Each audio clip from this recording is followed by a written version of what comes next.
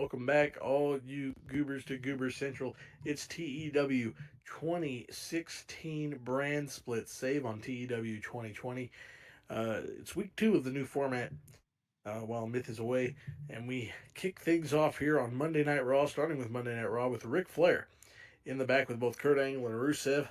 Rusev not happy. He still wants another shot at Apollo Crews, but Kurt Angle obviously wants his shot at the United States title.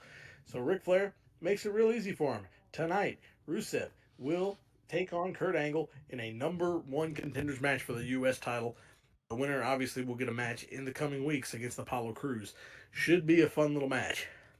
But we kick things off in the ring up next with our final of the Next Gen Championship tournament, Neville versus Drew McIntyre. Who will be the first Next Gen champion? It is Neville. He wins with the red arrow. 72 for Neville, 65 for McIntyre. Segment gained heat. And during the match, we had a little bit of some spookiness go on. Something flashed on the screen that caught Drew McIntyre's attention, distracted him enough for Neville to knock him out with a kick to the head, hit the red arrow, and win. International Incident does not get the Next Gen title. 75 to kick off the show. I'm happy with that. And as you see the screen, Luke Harper is back, and the Wyatt family is at full strength. International Incident needs to keep their eyes in the back of their head. 77 segment there. We get a 66 as Chad Gable beats Darren Young with grand amplitude. Gable 63, Young 51. Gable keeps on rolling. It's a 66 rated match. A lot better than recent weeks. Mm-hmm. I agree with that. Gable keeps on rolling, but Shelton Benjamin came down to ringside during the match and was studying, and he told Gable after the match, he grabs a microphone and he looks at Gable and he says, Chad, if you would just listen, maybe you could learn a thing or two. And the crowd boos because Gable's been on a roll since beating Cody Rhodes. What is Shelton Benjamin talking about? And I'm sure this little incident will lead to something down the line for these two men. We move on to after a 52 rated segment. Our Heinous takes on Sami Zayn, and Sami Zayn picks up another win to get the momentum back on track. Against our Heinous, 73 for Zayn, 47 for our Heinous, 68 overall match. Zayn wins with the haluva kick. You know, Zayn and Lesnar, after that Lesnar match, Zayn was pretty well down in the dumps after SummerSlam, but now Zayn seems to be back on track, and we'll see where he goes from here. We move on to the next segment on our show. Conan, he's backstage after that match, and he knows how important it is to gain allies within International Incident. And he goes up to Hideo Itami, and he says, Hideo, you've been across both SmackDown and Raw up to this point, you've been doing a whole lot of nothing. What I'm offering you is a place where your star can grow, a spot in a group that will have your back and allow you to become the star you deserve to be. Now, I'm not asking for an answer now, but just think about it. Because Hideo Itami International Incident could cause chaos. It really could. Obviously, part of this tactic is that Conan knows that the Wyatt family's back at full strength, and right now it's a 4-on-3 advantage for the Wyatts, so he needs to get another man there to help him take it. We move on to our next segment. A 78 rated match as Kurt Angle defeats Rusev with the ankle lock. Rusev got a 58 angle with a 77, and Kurt Angle becomes the number one contender to the United States Championship in Apollo Crews. And we move on to the next segment. It's a 91. Kurt is celebrating his win over Rusev. He has a date with the United States champion, Apollo Crews in the very near future. Then I believe it is main event time. 6-man tag team action. Our main event, a 76 and Roman Reigns. He fractured something. That's great. But Roman Reigns, it's a 76 rated match. Finn Balor, Dean Ambrose, and Randy Orton defeated Roman Reigns, Luke Gallows, and Nails. When Orton pinned Gallows with the RKO.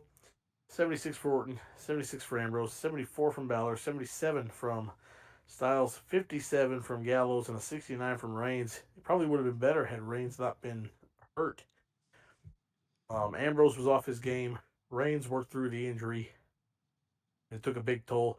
Decent match. Orton picks up another win. We move on. Here comes Brock Lesnar. Brock Lesnar comes down to ringside, pulls Ambrose out. Well, let's see if it was a botch. Not a botch. But he pulls Ambrose out of the ring. But Sami Zayn comes from behind. Ambrose and Zayn fighting Reigns and Lesnar up the ramp. And Finn Balor kind of vacated the ring to make sure that Luke Gallows didn't get involved. Well, in doing so, he left AJ Styles and Randy Orton in there alone. And AJ Styles tried to get Orton again. He went for the phenomenal forearm, but Orton countered into an RKO out of nowhere. He leaves AJ Styles laying yet again to go off the air. Randy Orton has AJ Styles' number, and he's pinned the other two members of the club. It may just be in AJ's best interest to give Randy Orton a world title shot. As we go off the air here on Raw, let's see what the rating is. 79. So 1 point better than last week, but we're still climbing, and hopefully Reigns' injury doesn't put him on the shelf, because that would be devastating. The roster just got fully, so it would be devastating if Reigns is out for any particular period of time. But I'm happy with the 79. Will the USA Network be happy with the 79? Well, I guess we'll find out. But we're going to finish up and come right back around with SmackDown. We're back with SmackDown here in North Dakota as we open up with the highlight reel as Chris Jericho invites Cesaro, Sheamus, and the World Heavyweight Champion Daniel Bryan. All four of these men have matches at Backlash. That's right, we can confirm that Daniel Bryan will defend the World Heavyweight Championship against Chris Jericho. And Shawn Michaels comes out before everything comes to a head, before everything blows up, and he makes a tag team match official for tonight's main event. It's going to be Chris Jericho and Sheamus taking on Cesaro and the World Heavyweight Champion Daniel Bryan. Should be a heck of a main event. 97 to kick off the show. Goodness. Yes, sir. We open up the show with Seth Rollins taking on John Cena. In an 84 rated match, but it ends in a no contest. The fans here in North Dakota hate it, but blame Kevin Owens. Owens runs down and attacks both Cena and Rollins, leaves them laying.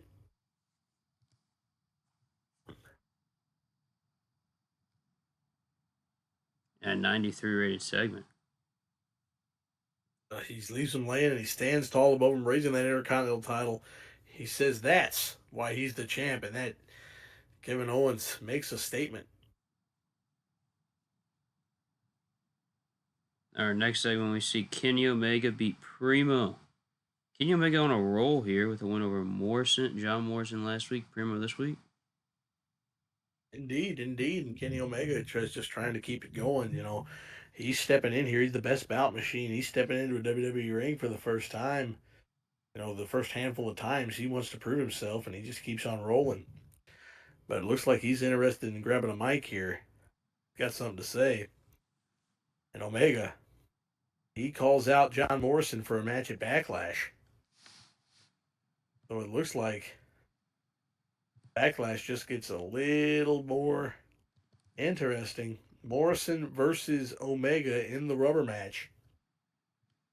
We'll see if Shawn Michaels decides to add a little bit of a stipulation to that, I suppose, later down the road. We only got 2 weeks until Backlash. So it'll be interesting to see. But we move on here. Got a 51 tag team action match. As we see the Lucha Dragons beat the Dudley Boys, Kalisto pinning Devon Dudley with the Selena Del Sol. But Devin, the celebration win. doesn't last long, does it? That was a big win for the Lucha Dragons, but you're right, it doesn't last long because the Dudleys are mad, and out comes their big bad enforcer in this ECW original contingent as Rhino hits the ring. Gore lays the Lucha Dragons out, but Rey Mysterio tries to make the save much like last week, taking it to Rhino, but unfortunately, Rey Mysterio turns around and eats the 3D, and Rhino and the Dudley Boys stand tall over the fallen luchadors in an 85 rated segment. Holy cow, Goodness. you were saying off air how fun this angle has become. It has, and I mean, they're just destroying each other on a week to week basis. And I got to think that Rey Mysterio and the Lucha Dragons are going to want some revenge on Rhino and the Dudleys. And, you know, unfortunately for them, they're left laying, and the Dudley Boys, even after a loss, stand tall with the War Machine. And we saw a match between a broken down Miz and Team Taz's Bobby Lashley. Bobby Lashley beats the Miz with a Dragon Sleeper in a 67 rated match. Not bad, not bad. It's a psychology penalty there, and that sucks. But Lashley picks up another win for Team Taz. He's been dominant since moving to the SmackDown brand in the trade for Hideo Itami. Kind of polar Really opposites is. with Itami kind of being left out on Raw. We saw this week that Conan is trying to court Hideo Itami over to International Incident, but Lashley has been rolling along with this Team Taz contingent, and him and Jason Jordan seem to be on a massive roll. And speaking of Team Taz, Taz grabs the microphone and he says that Team Taz is the baddest. They're the baddest dudes on the SmackDown roster, and you either get in line or you die. That's his new catchphrase. That's the new catchphrase. Get in line or die. Beat me if you can. Survive if they let you. Team Taz looking good. 63 rated angle.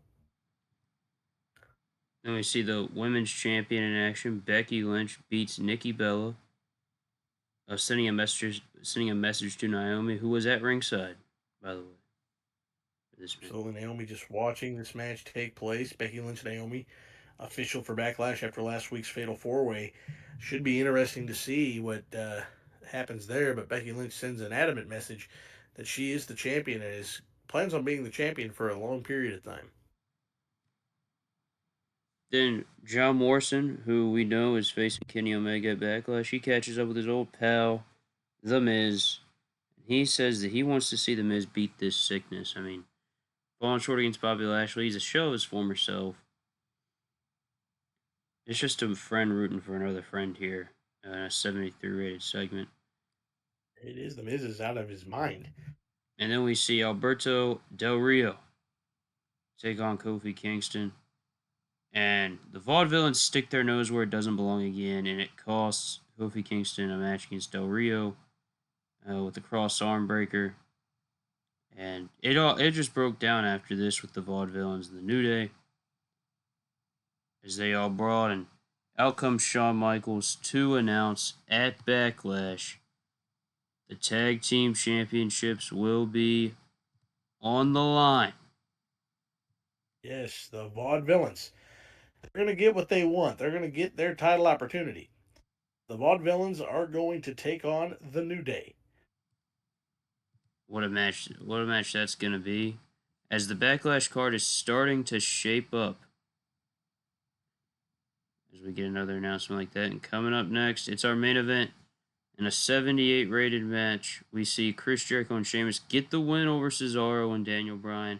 And Chris Jericho pins Daniel Bryan with the codebreaker. Chris Jericho pins the world champion going into Backlash.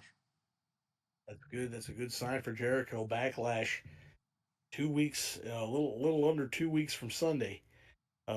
Big win for Jericho there. May just be a week from Sunday, actually. I think it But a is. big win for Jericho, and Jericho that's a need. And Sheamus picks up some momentum against Cesaro heading into their finale. So I mean, this is a big time environment, and oh, of course, ends the show with a 100 here as Jericho and Sheamus celebrate their massive victory as we go off the air. SmackDown gets an 83, so it's a closer matchup this week. Closer encounter, but SmackDown keeps on winning. SmackDown's roster, I think, just is that much better. Indeed, indeed. But ladies and gentlemen, what another victory for SmackDown. But coming up next, NXT. Who's going to challenge Shinsuke Nakamura for the NXT Championship next? We find out. Plus, Adam Cole's in-ring debut. Ladies and gentlemen, we are here at NXT. We're back at Universal Studios as we see the debut of Adam Cole, baby, as he takes on Lince Dorado, and he beats Lince Dorado with a flying crossbody in a 49 rated match. Interesting. But it got the crowd buzzing. Apparently. Our next, we hear from Samoa Joe for the first time since trying to kill Christian Cage. He says he has no remorse for what he did. Christian Cage had it coming. You got to be kidding me. They're ridiculous. He didn't have it coming. All he did was keep your rear end from hurting Shinsuke Nakamura. You provoked him. That's your fault.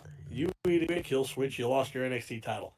It wasn't Christian's fault that you put your hands on him. Ridiculous. Ridiculous. But we see Madison Eagles in action against Mia Yim in a 60 rated match. And Madison Eagles beating Bayley in her farewell NXT match last week. And now we see her. Keep the momentum going. She has caught the eye of our NXT Women's Champion, Asuka. Keep that momentum going. Madison Eagles, very impressive. Maybe an NXT Women's Championship match is in her future. I would assume so. Then coming up next, speaking of championships, the Cruiserweight Classic bracket has been announced by William Regal, and you will see the bracket on your screen right here. It's going to be a good tournament. I don't expect the ratings to be good, but you just got to walk with us here. And the reason you gotta tweak his gimmick. The reason why it's going to be on the bracket is because we haven't put it together. Wink, wink. You're gonna have to tweak his gimmick. I got you. And then our main event, Bobby Roode beats Jay Lethal and Austin Aries to become the number one contender for the NXT Championship. He pins Austin Aries, but this was after Ty Dillinger ran in and attacked Austin Aries. That meant that those two are far from over. The issues between those two. Jay Lethal slightly better this week. Just falling short. Bobby Roode and Nakamura stare down to end NXT in a 78 rated segment. And let's see how NXT does here. 57. It's better. All right, we're getting better. And we get we have a Nakamura Roode NXT Championship match coming up. Austin Aries, Ty Dillinger. Again, their issues are not resolved. Madison Eagles is getting the attention of the Empress of Tomorrow. Adam Cole's here in the NXT Tag Team Tag Team Division. It's deep, but the game doesn't want to acknowledge that. Plus, the Cruiserweight Classic is about to begin. It's an exciting time in NXT. Very exciting time, and I think NXT is gonna only get better. Shows are already improving, so it's only going to get better as time goes on. More guys get over the talent, then their talent level is going to really shine through.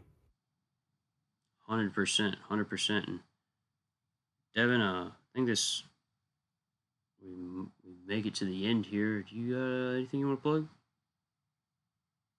obviously check out Full Gear Pro Wrestling here on the Goober Central channel.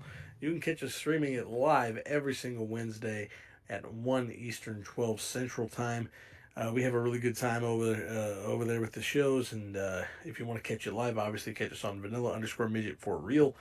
Um, like I said, 1 Eastern, 12 Central. But we do have the VODs up on the channel. We do have VOD exclusive content from time to time. So odds are must watch programming. And um, it's been doing really well. We've been having a really good time with it. And as long as everybody keeps supporting it, we will continue putting together the program. Absolutely, absolutely. And if you guys want to get more Drew Tony, you can subscribe to my YouTube channel, Drew Tony, to watch my matches.